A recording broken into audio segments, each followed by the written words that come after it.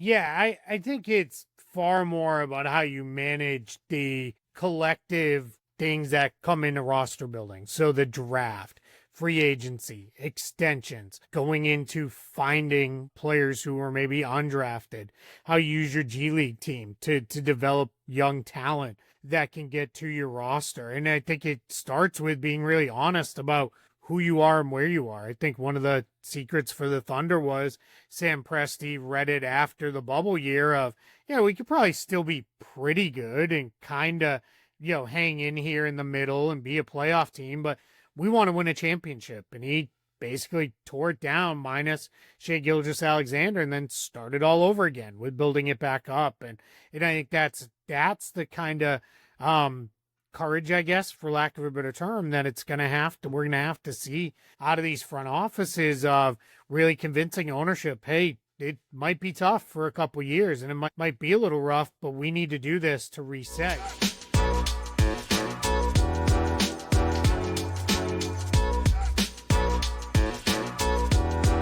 It's the perfect time to have you this breakdown, this crazy off season. Summer League is here. So let's jump right into it. Kind of a basic question, but with all these moves going on so far, what has been the most surprising move that has really stood out to you?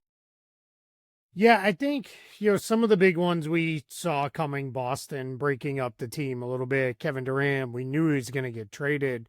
The Rockets had been rumored for so long. So I'm going to go with the Nuggets moving Michael Porter Jr. Just a monster trade to move Porter Jr. for Cam Johnson. I don't know how big of a downgrade, if any, Cam Johnson will be for them on the floor. And then it saved them like $17 million, which opened up the flexibility to go get Jonas Valanciunas. We'll see how that one plays out. We're still waiting to find out if he's actually going to be there or not. But I think that was a really big move for the Nuggets there. And then they get Bruce Brown and Tim Hardaway Jr. I think Denver, for a team that came in with very limited resources, has done a really good job of reshaping their rotation. So, can I ask you this? This is a biased question. I'm a huge Bulls fan, Okay. and for years I think I share the sentiment of other journalists that have come on the show talking about really the lack of moves that the Bulls have made. You just mentioned the Denver Nuggets. I live in Denver, and you just mentioned that they had limited resource, but yet they're able to make stuff happen. Can you really go into what makes the front office make these moves like Denver, and then what goes into a front office that makes the moves like Chicago that constantly just frustrates the fans and just it's kind of like always two steps back and never really shows any progress? Yeah, I think with the Nuggets side, this was a front office that for about the last 2 to 3 off seasons has been a little bit. They just made minor rotation upgrades because we're close to the tax, we're close to the aprons, we're now above the tax, we're now really close to the apron, and we got to do all these minor moves, and they I think gotten stuck a little on with this really good core group of Jokic and Murray and Gordon and Porter, and that's enough, and we'll get the right guys around them, and we'll figure it out. I think last year falling to the Thunder was the kind of kick in the pants, I guess, for lack of a better term. And it is a new front office, to be fair. There, I mean, some holdovers, but new guys running the show. And I think they said, let's get it done. Let's go get, let's make moves. And I think having Porter Jr., who's a player they were able to get off his contract, that then freed up the rest of it, right? So that's huge. Then I think for the Bulls, I think it's a top down thing. It's the front office, but I think it's the ownership. The ownership has handed down a mandate of we're not going to pay the tax and let's just be good enough to be in the mix for the playing tournament for the 8th seed. And when that's your kind of goal, you're only going to do so much to try to meet it. And that's why they've kind of got stuck. They never bottom out all the way. It's when it has happened, it's been more of it just kind of happened, like they had injuries and the like, but they've never gone into a season where it is, all right, we're going to be really, really bad. And it is going to be what it is. It's always, when I'm just kind of starting to think about where I'm putting teams in tiers right now. And for the Bulls, it's like, yeah, probably 8 to 12 range, somewhere like that. And that's just kind of where they're stuck. No, completely agree. Which off-season move so far has surprised you and has fallen under the radar that's going to have ramifications once this season gets started, you think? Yeah, that's a good question. I think you know, sorry, I'm just kind of so much has happened. I want to make sure I don't, miss out on one because I just completely went over the top of my head. I think Dallas with D'Angelo Russell, I think was a really solid pickup for them. Yeah, I think that's going to really help them while Kyrie Irving is out. I know there was a piece that got kind of aggregated with quotes from Kyrie, but it sounds like it was a while ago that he actually said these things and all that about he doesn't know when he'll be back. But I think that was a good pickup. But the one I'm going to really go with, and I think people kind of forgot about it because it happened in the middle of the finals, was Desmond Bane getting picked up by the Orlando Magic. I think if he doesn't go through whatever magic portal happens when you come here to Orlando and guys forget how to shoot, he should be really, really good for them. He's not going to be much of a defensive downgrade from Kentavious Caldwell-Pope, who's really kind of slipped at this point in his career, but he's a massive offensive upgrade. He can be a secondary playmaker in lineups. He's really good shooter, really good scorer. He's just going to give them everything that they need. I think Orlando has put together a really nice offseason. So let's shift the summer league. A very sweet spot in my mind, just because I've been there a couple of times. I think it's a great thing for the league, something similar to spring training that's in baseball. But I think for a lot of audiences, I think a lot of them don't know how to really approach it. I just want to read your tweet recently. It says, if you aren't overreacting to summer league, I don't think you're having enough fun with it, but back off by the time we get to the regular season. Otherwise, you'll end up looking like a crazy person. So can you kind of give us a beginner's guide to summer league in terms of what is going on? There's tons of games. There's usually interviews with just luminaries. If you go, I think it's great. It's kind of like you see walking trading cards just walking around all over the concourse in the Thomas and Mack Center. So can you kind of give a beginner's guide of either, somebody first attending summer league in Vegas or just wanted to watch all the action on ESPN? Yeah, if you're going, the way I describe it to people who don't understand what it is it's like NBA Comic-Con. Like everybody is there, right? Like everyone who loves the NBA is there. All 30 teams are there. There's going to be players there. Veteran players pop in and out to watch their team play. You get a ton of fans there, a ton of front office people. NBA legends will be roaming around. It's just a really cool environment. The two gyms are actually attached by the concourse. And when you buy a ticket for the day and you buy a ticket to the entire thing. So you can go back and forth between the two gyms. You can do really kind of whatever you want, right? You go watch games in the smaller gym or watch the games in the bigger gym. It's really cool. It's one of the best values you're ever going to get. You're outside of like the first handful of rows, which are reserved down close to the courts.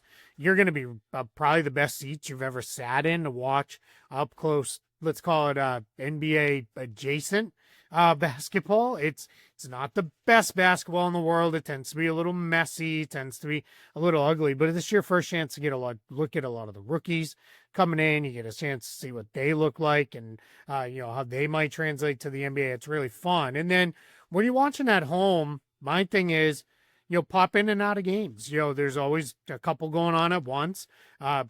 Check out a group of guys and then pop over to the other game, and you can kind of make a little list for yourself of, all right, I want to see this guy, and try to see him. Make sure you're watching early because a lot of these guys will make a cameo appearance, like Cooper Flagg. I think the Mavs have already said he's probably only playing a couple games and then he's going to be shut down. So you want to catch those first couple games early and then go from there. But really cool. And then for me, I was told a long time ago that Summer League doesn't tell you who can play, but it might tell you who can't play.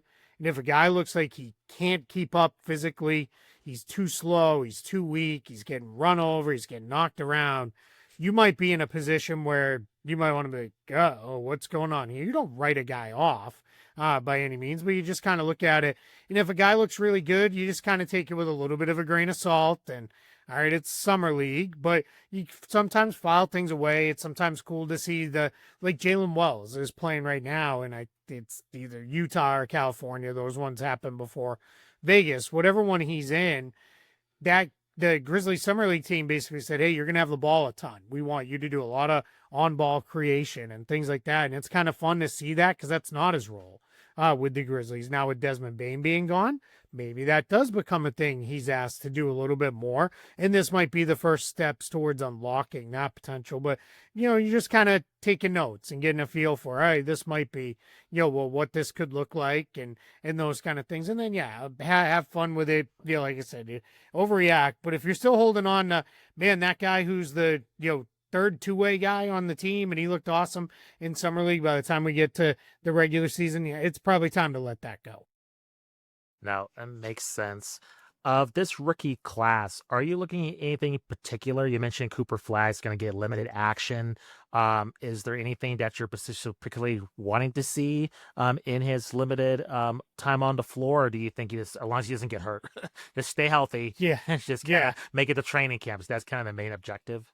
Yeah, that's the first thing, right? Nobody get hurt in these games that, in theory don't really mean anything to these guys who are already on rosters. But yeah, I look for with the rookies, how do they look physically, like I said, and then from there it's certain guys like VJ Edgecombe. Are you doing some stuff beyond overpowering guys physically? Are you able to make some reads? Are you looking solid defensively? I think with a handful of the other rookies like Jeremiah Fears, is the jump shot going down at all? Does it look like he's done some shot rehab? Yegor Demon of the Nets, it was talked about during the pre-draft process that he really rehabbed his shot and really worked on it after BYU season ended. So now I'm curious, what does that look like? When we get him on the floor in summer league, does it look like he really, rehabbed his shot, and how is that going to look? So I'm very curious, with those kind of things.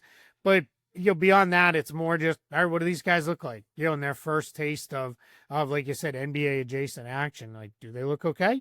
And if they do, awesome. Then we just kind of follow it away and wait till we see them in preseason and the regular season.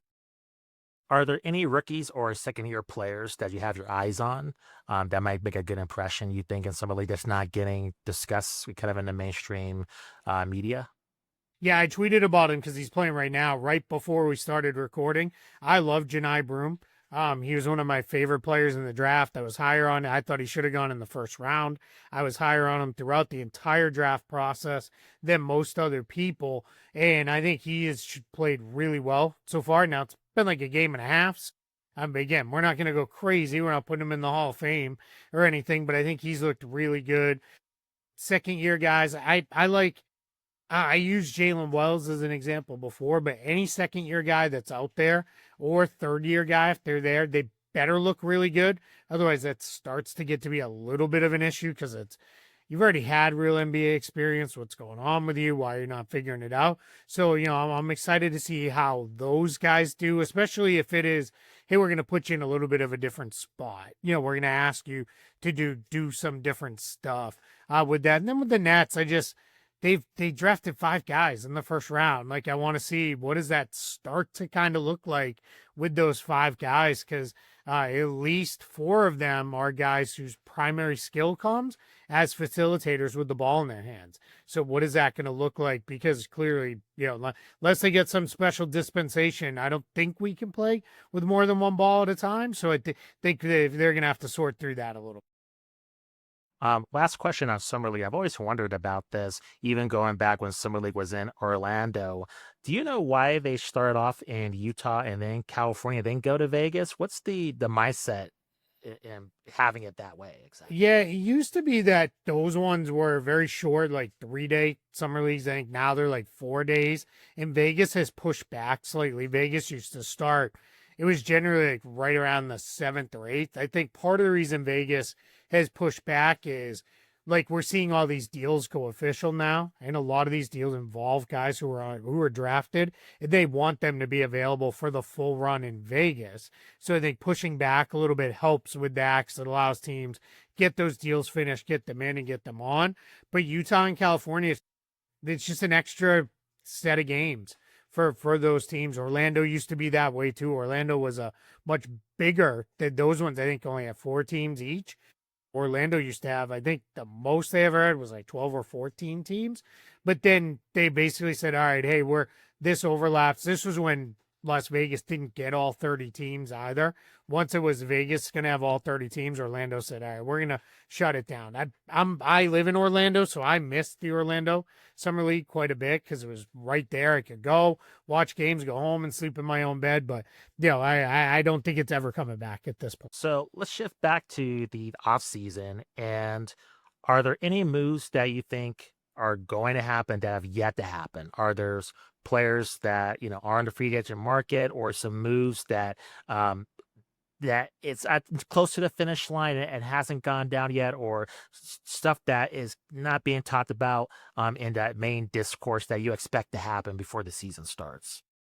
Nothing that's not already been talked about. Like, everybody's kind of wondering, like, what happens with LeBron and Giannis, or where are they going to land out? Are they going to kind of pull a Damian Lillard here and say, you know what, I still want out with that? Well, we'll see. I kind of don't expect it with either guy. I think they're probably both going to be where they are. And then for free agent moves, we're looking at the veteran guys like Chris Paul, Russell Westbrook, Al Horford. What's happening there? Where are those guys all going to land? I assume that'll come down here within the next week or so. But I do remember it was only a year ago we were all in Las Vegas when DeMar DeRozan finally ended up getting picked up by the Kings. So sometimes these things drag out a little bit too with that. And then when we really kind of from there, it's what's going on with the rookie scale extensions. What are those going to look like? Paulo Banchero just landed his max extension. Jabari Smith got a pretty big extension, but a non-max earlier in the offseason. But those are the only two that have gotten done. There's going to be a lot more of those to come. Those can go all the way up to the start of the season, so there's no real rush on those other than guys like to lock in their money when they can. And then flipping back to free agency, the restricted group that's got Josh Giddey, Cam Thomas, Quentin Grimes, and missing somebody off the top of my head here. Who am I missing? I can't remember now. Oh, Jonathan Kuminga. What's going to happen with those guys? Because restricted free agency is really, really tough on players, especially in summers where there's not a lot of cap space, and the Nets chose not to chase guys with offer sheets. So we're still waiting, still very much in wait and see mode on what happens with those restricted guys. Yeah, I think there's a lot of moves to be done. You mentioned LeBron, and I want to ask you, particularly in terms of not necessarily where he's going to end up, but with the trend of the league as, science gets better, guys are taking care of their bodies a lot more. We're seeing, athletes playing into their 40s. What do you think is the consequences of that as, maybe 10, 15 years from now? Is it possible you might see athletes, playing, in their mid 40s, close to their 50s, just due to modern science? What does that do to kind of the scale in terms of picking up players? Like, how does that affect the rest of the league in terms of free agency, trades, et cetera, when you have, your top players that, when I was growing up, when you turned 30, that's it's like you're finished pretty much. But now it's kind of not seen as a super big deal in 2025. So what kind of consequences does it have in terms of athletes really taking care of their bodies more and playing longer into their 40s? Yeah, on one hand, right, LeBron is still not fully sold he's even human, right? We're going to find out eventually, but it's not just him, right? Chris Paul's still going. Kevin Durant's still going. James Harden, even Al Horford, still a really productive player, this deep in their careers. These aren't just the guys, and there's plenty of those guys too that are just kind of hanging around at the end of the bench because they're really good locker room veteran and those things. These are guys who are playing real minutes, are generally on really good teams and are really productive. So I think the combination of injury management, the way guys have learned how to take care of themselves, guys come into the league with an understanding of, I'm not here just for 5, 10 years, 1, 2 contracts and out. Guys are looking at it as, no, I want to play, decade and a half, 2 decades maybe, and we'll see where that goes. I don't know if in 10 to 15 years where players still playing in their mid to late 40s and maybe someone in their 50s, but I also wouldn't shock me if we were. I think a lot of that will come down to, because players are also entering younger still, right? We get these guys are coming in at 18, 19 years old, and I got to wonder for some of them, by the time they're hitting that late 30s, 40s. I don't know if it's going to be a question of can they or do they want to. I think that's what will start to answer some of those questions of I've been doing this for 2 decades. If I've been doing it that long, I probably have made quite a bit of money. Yeah, we'll be talking billions by that time with where the contracts are going. So I think you're going to see guys say, yeah, I don't need to play any longer. I'm really kind of ready to do something different. But I think you'll have a handful that will say, yeah, let's keep it going. I'm still playing. I'm at a high level. I feel good, and let's make it happen. Because I'm with you. Because like probably a little bit older than you for sure. But when I was growing up, like if a guy played 10 years, it was like, all right, yeah, he's hanging in there at the end because he was probably in his mid 30s because guys were coming in at 23 years old after 4 years in college. It wasn't all that common for a guy to come in after only 1 year in college and the like. So yeah, I think we're just in a different place with all this stuff. Totally agree. As media rights continue to be bigger, the NBA is set to grow with expansion. It seems like they're poised just to really take advantage of sports media rights with what's going on with streaming. Which market do you, let me put it this way. Do you think, especially we saw Oklahoma City, Indiana, a lot of smart market teams being able to really figure it out. Do you think with just what's happening with the salary cap and everything as it expands, does it matter in terms of the big market, small market discussion in terms of who's willing to spend, or does this think it's up to the front office? Like, I just feel like at this point, it's really up to the stats of these front office making the moves and not necessarily the city. Like, New York having a massive advantage, or the Lakers having a massive advantage, or Boston or Chicago. It's just really who's the most competent front office able to make the right moves at the right times and acquire draft picks and just trade for players correctly and develop talent. I think that matters more in this day and age. Yeah, I think it's far more about how you manage the collective things that come into roster building. So the draft, free agency, extensions, going into finding players who are maybe undrafted, how you use your G League team to develop young talent that can get to your roster. And I think it starts with being really honest about who you are and where you are. I think one of the secrets for the Thunder was Sam Presti read it after the bubble year of, yeah, we could probably still be pretty good and kind of, hang in here in the middle and be a playoff team, but we want to win a championship. And he basically tore it down minus Shea Gilgeous-Alexander and then started all over again with building it back up. And I think that's the kind of courage, I guess, for lack of a better term, that we're gonna have to see out of these front offices of really convincing ownership, hey, it might be tough for a couple years and it might be a little rough, but we need to do this to reset. It's not going to be like Philadelphia where there was seemingly no end in sight. But if you have a really well thought out plan of this is how we're going to do it for the next several years, that's how you put it together. And then market size, I just don't think it matters as much. It still matters, not necessarily the size of the market, but just location. Guys like living in Los Angeles, right? Like that's always going to be an advantage. There's nothing that anybody can do to offset that. That will always be there. So that's part of it. It's the same thing with New York, right? Guys like living in New York, so they're always going to have that as a recruiting advantage. But I think if you're a bad team or you mismanage that, it doesn't really matter at all. So I think we're in a position now where we're going to see this kind of come together differently than what we've seen over the past, and with the aprons and all these other restrictions that they put in. It's never been more important to be really smart about the way you build your roster. Final question for you. My two colleagues, they're a lot more knowledgeable on the salary cap and how it works. But for like jamokes like myself, who has a hard time understanding what's going on, can you kind of give a quick synopsis of just kind of different terms that you hear all the time that might be confusing for your casual NBA fans that they should keep their eyes out for, and other stuff that they should ignore that might be flown out there that you might hear from other people that may not be relevant to kind of the general conversation that fans should be paying attention to, you think? I think it's important to understand most years in the NBA, every team ends up over the cap.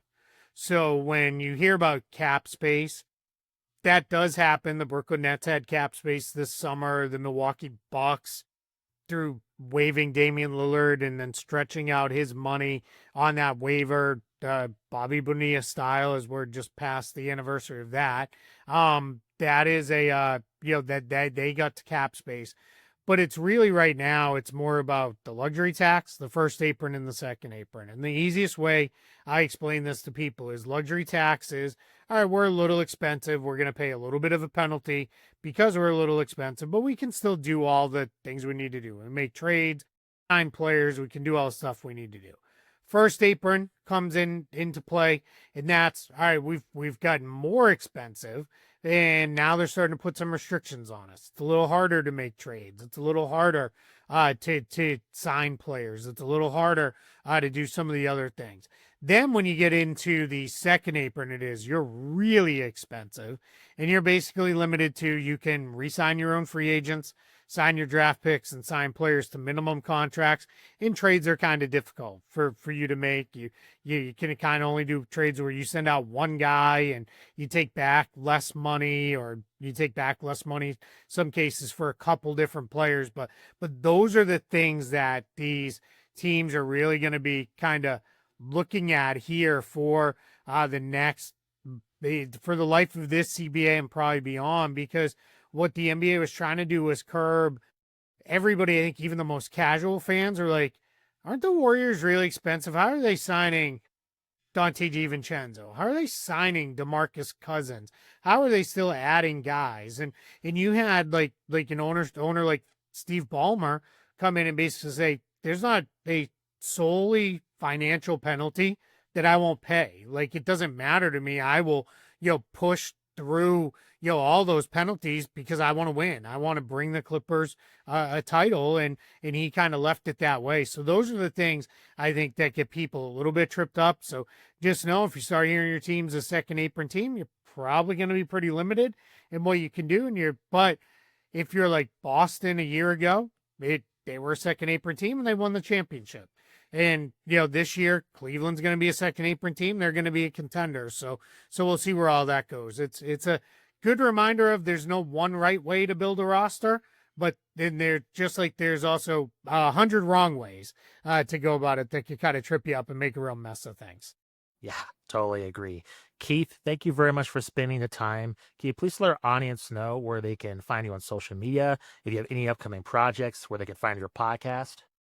Yeah, you can find me on Keith Smith NBA on both Twitter and Blue Sky. If you're looking there, I do a lot of stuff, especially this time of year, with where teams are at, how much they have to spend, all that sort of stuff. And then you can you'll find all my written work over at Spotrac.com. I believe we have the best publicly available salary sheets as far as accuracy and timeliness that are available in the public sphere for people. So if you're really interested in, how much money does a player make and all that, we've got all that, and we've got it for all the sports. I obviously focus on the NBA side, and we've got, I think, the best publicly available trade machine too. So if you're like, I don't like what my team did, I want to make trades, you can jump on there. We could let you toggle on and off the various restrictions, and they still all have to be legal trades. But if you want to trade somebody and pretend it's January and you're ready to get rid of a guy, we allow you to do that. And then, our show, NBA Front Office Show, Trevor Lane and I, where we record somewhere between 3 and 5 times a week in the off season. Depends on how much news there is. Every Friday is our show. We call it Front Office Friday. It's a live show. It's the fan show. We let them program it and, come with all the questions that they have, and a lot of basketball talk in there, a lot of nerdy stuff about transactions and the CBA and the salary cap and all that. But we have some fun too. Occasionally we go on tangents, talk about movies and all that sort of stuff. We have a lot of fun. Awesome, Keith. Thanks for spending the time, and enjoy Summer League. Enjoy this crazy NBA offseason. Appreciate it. Thank you. I appreciate it. Thanks for having me.